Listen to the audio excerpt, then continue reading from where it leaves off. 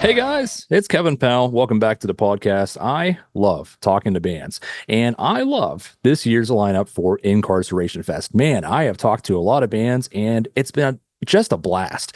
I don't know who's been my favorite. Actually, I can't pick favorites. So Teenage Me would be super excited for this next band, one of my all-time favorite bands. I've been following these guys for years and years and years, and I cannot believe I am talking to Andrew Wetzel from the band Attack Attack. Andrew, how we doing? I'm doing good, man. Good to be on. Good to talk to you. Happy to be here. How are you?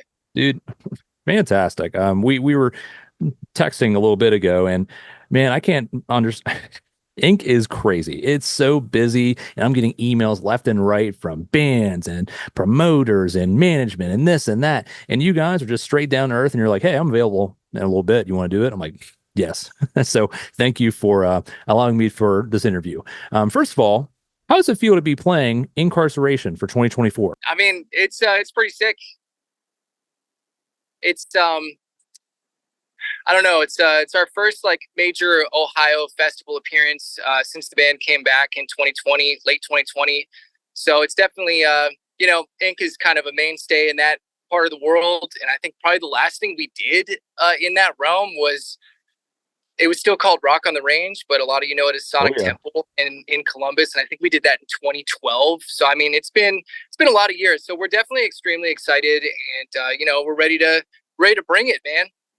And I'm ready to hear it. I mean, I've seen some live shows. There's a YouTube video, and I'll link it, of you guys performing somewhere in Ohio with like live audio board, and it was mixed really well. Man, ooh, can't wait to hear it in person. So a lot of different bands have given me a lot of different answers. How did you guys get on with Ink this year? We just kind of ended up in an email thread, and we had obviously expressed interest. And again, this is an Ohio market, so it's close to home for us. It's a major thing on our radar. And the conversation just kind of popped up organically, and they said, "Hey, would you guys like to be involved this year?" And we said, "Yeah, absolutely. We would love to be there." So it definitely happened in a very fluid way, which is super exciting and kind of the best case scenario as far as I'm concerned, for these things to kind of happen. Absolutely. It's not like you were like, "Hey, you mind if we play?" And then you're just kind of like waiting around. No, it's just a natural conversation, and then you got invited. So that's perfect. A lot of bands on this. I have my personal picks, but I don't know if you guys have any extra free time. But if you do, are there any bands or artists that you are excited to see? Actually, funny enough, I operate a record label called Oxide Records, and two of my artists are playing the same day. There's a band called Widow 7, which is a super cool active rock band, and then there's another one called Kingdom Collapse, some Texas boys. Same thing, super cool active rock band, very present on Octane. And so I'm going to be hanging out with them and watching them play, and I'm sure they're going to watch us. And so it's it's a pretty cool little friends and colleagues moment there that we're going to have. So definitely looking forward to those guys. How about the headliners? You going to check out any of those? Well, Breaking Benjamin is kind of one of my favorite bands of all Oh yeah. time. I discovered it back in I don't know, probably middle school. So yeah, I mean, Breaking Ben is a band that I've seen a bunch of times, and I'm obviously very excited to see them again. And I think Bad Wolves is on the same day, which is one that I've Mhm. never seen before either. So I'm going to be excited to check them out as well. A lot of bands on this, metal, rock, everything in between. And man, it's a great lineup this year.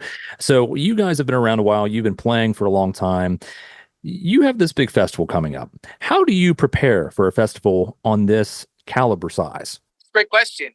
We kind of traditionally have played things a little fast and loose in general, but there is one thing that is consistent for us, which is margarita hour for us. So we have a margarita machine, and we have an hour before we go on where we get some margaritas and we sit down and we just kind of hang out, take a moment, chill, sip on some icy margaritas, and we just kind of get amped up. Talk about the show, what we're gonna do. Any pressing orders of business, and we just try to just loosen up and get into that frame of mindset to get out on stage and to be fun and to be entertaining, and most of all for us to have just a good time. Because that's really, I think, and we all believe that's really what it's all about. If we don't get on stage in a positive mood and excited, about what we're doing, why would anyone else be excited about what we're doing? How is the fans? How are they going to interpret that energy? So it's very important for us to make sure that we keep that morale high, and that we are staying on center, and that we're on top of the thing that's really important, which is us doing what we love, and showing people that this is this is it. This is the thing. What can fans really expect from Inkcarceration 2024? Anything special about your set this time around? Going into it, anything at all? We have a very diverse set list. We have a brand new single that we just started playing a few days ago while we were out with Icy Stars and Brothel and Elijah, and it's called Blood on the Walls, and it's currently on Octane. So we're very excited to like debut that song to the festival.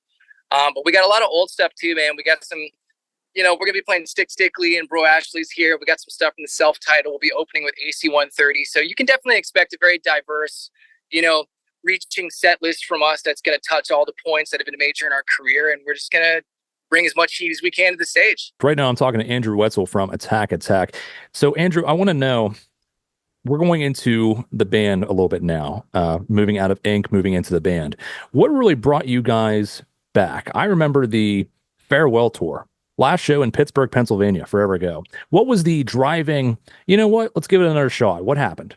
A lot of factors coalesced to kind of make this happen. But I think the most central is, obviously, we'd been away for a while and had spread out, and I was off doing something completely different. And music I think it's inescapable for all of us. And I think that during the pandemic, when all things were kind of made equal, is a polite way to put it, at that point, there was a lot of kind of soul searching and just sort of an understanding of, in a life that's so short and can be so fleeting, like, what do you really want to be doing?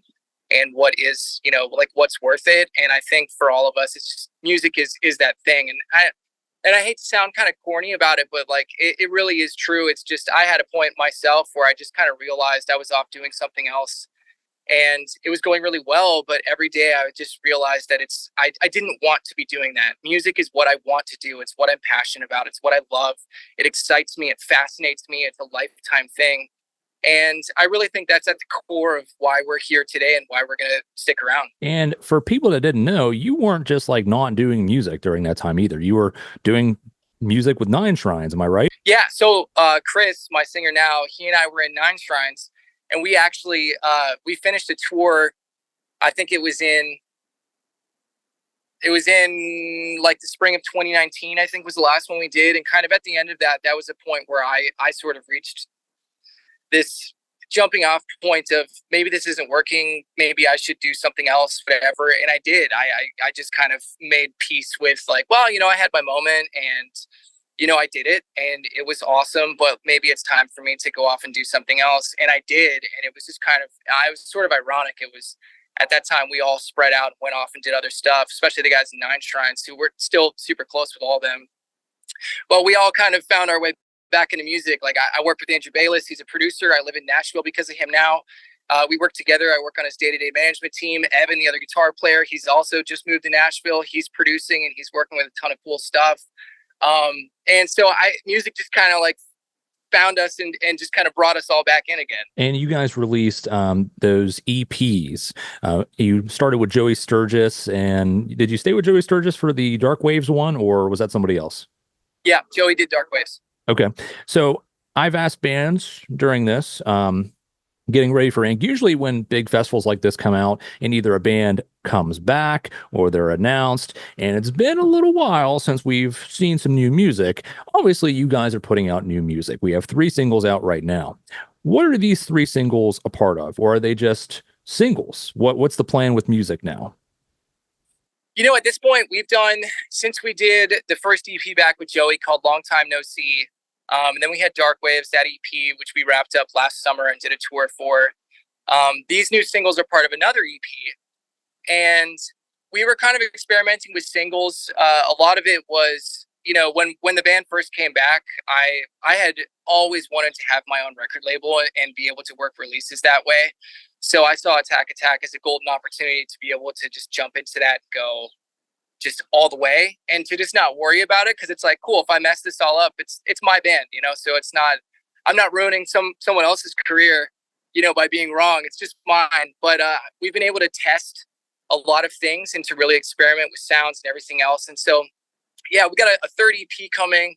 And then after this, we have more songs that we're lining up. And I don't know, it kind of seems like maybe we'll be more single driven. Maybe that'll change, but the situation is definitely very fluid. But the most important thing to us is just making sure that we're active and that we're constantly, working on and dropping new stuff that we are as excited about as possible, and that we can do a good job on, that we can push, that we can be happy with, that we can be, just putting something out there that's going to get other people excited and get them into, this space with us of enjoyment, and just like, get out of whatever's in your life and join us in our little world for a little bit while we entertain you, while we introduce these ideas, these sounds, these textures, whatever they are. So, I mean, that's kind of the focal point for us moving forward, is just making sure that that stays at the center, that whatever it is we're doing, whether it's singles, whether it's EPs, whether it builds into an LP, that stuff's kind of not super important to us. What's important is making sure that we're always got the right foot forward,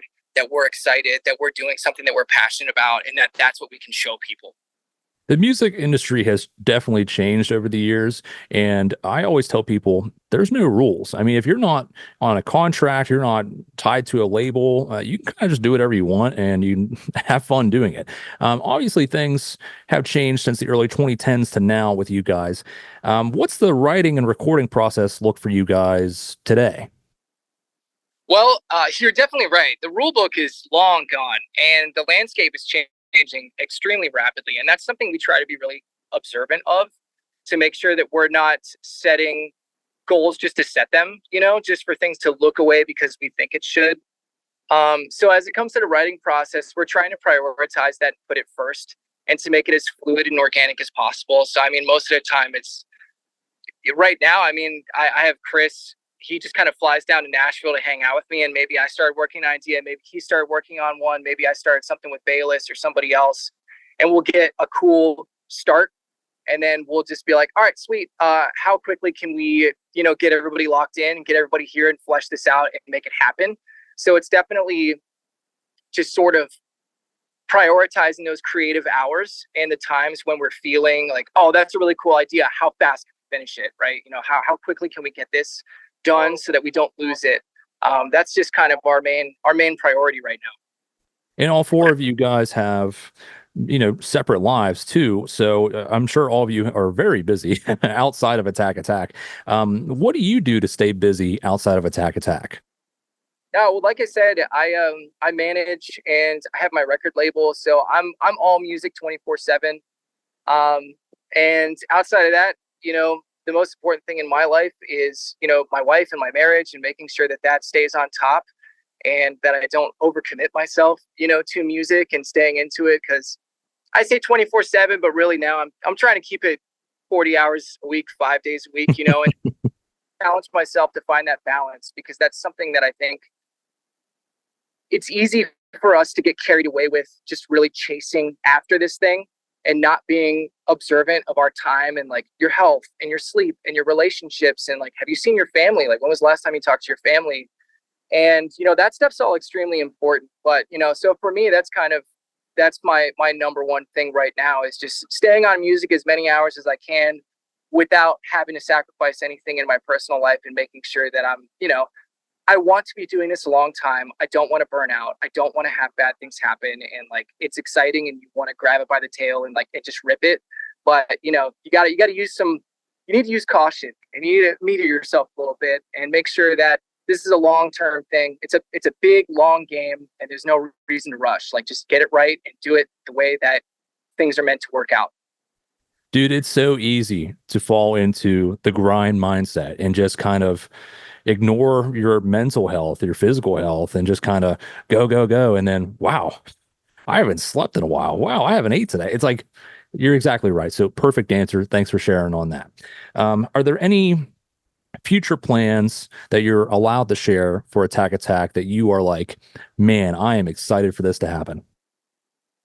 Yeah, I mean, like I said, we've been working on some releases that are all behind closed doors right now. And we've done a lot of experimentation, and we have definitely, tried to reach out as far as we can into a lot of electro stuff.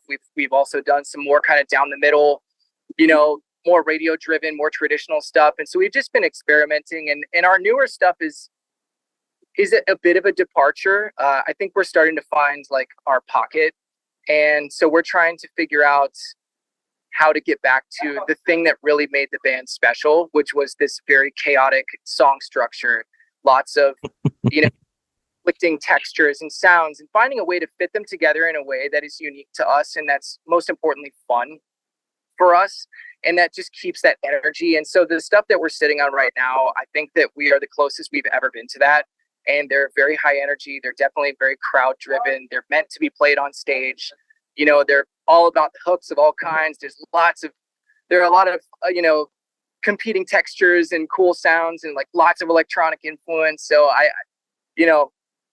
honestly can't even really tease anything specific, because like I said, we just sort of play things kind of fast and loose, and that's just kind of been our style, is just to strike as soon as it feels like it's the right time, in whatever way we feel is the right way. And the only thing I can really say is that is our major priority moving forward, and I feel like we're closest to that we've been since 2007 or 2008, from the MySpace days. Seeing the smile on your face and the excitement in your voice, talking about this is getting me very excited. So you don't need to tease anything else. I'm teased enough, and I'm excited to see what that comes out of. A fun question I'd like to ask toward the end is: Attack Attack goes on tour, whether it be headline, opening, middle. Give me a couple bands. There are some dream bands that you would love to just go out on tour with. Man, that's always a really tough question. I know. And it's a very good thing, obviously. But I mean, for me personally, a band that I've kind of always wanted to go on tour with is Five Finger Death Punch. Okay. And I feel like we could do a lot of damage, opening for a band like that. And I could say the same thing about Breaking Ben. That's kind of another one of just another audience that I just feel like would really love to see the energy that we bring to the stage and everything else. And we're like just close enough that it would be probably super ripping. And there are also obviously bands that I've looked up to and just loved for a long time. And then I think finally for the last one,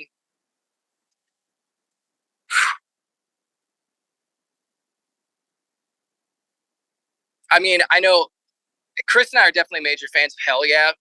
So I think that would also be another good to pop in there, as far as just that just heavy rock, like driving, powerful stuff. That's definitely very much in our wheelhouse. That's the stuff that we love. That's the energy that we love, and that's the kind of stuff that we aspire to bring to the stage. So yeah, that's probably what I would say right now. I love how you said Hell Yeah, because man, Nothing Face, one of my favorite bands of all time. Shame their vocalist passed away, but go jam Nothing Face. If you're listening to this, just go listen to Nothing Face. You'll understand what I'm talking about. So you've been doing this music thing for a long time. Early 2010, early 2020, now here. What advice would you give to any musician, band, artist that is trying to break through that glass ceiling? Maybe they're just starting out. Any advice at all? I would say it's a marathon, not a sprint. And you want to make sure that you have plans within plans.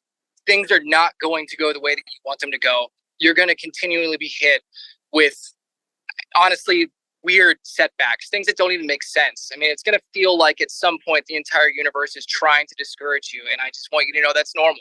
That's life. That's the way life is. And if you're really about it, the thing that you got to do is you just got to be committed to figuring it out.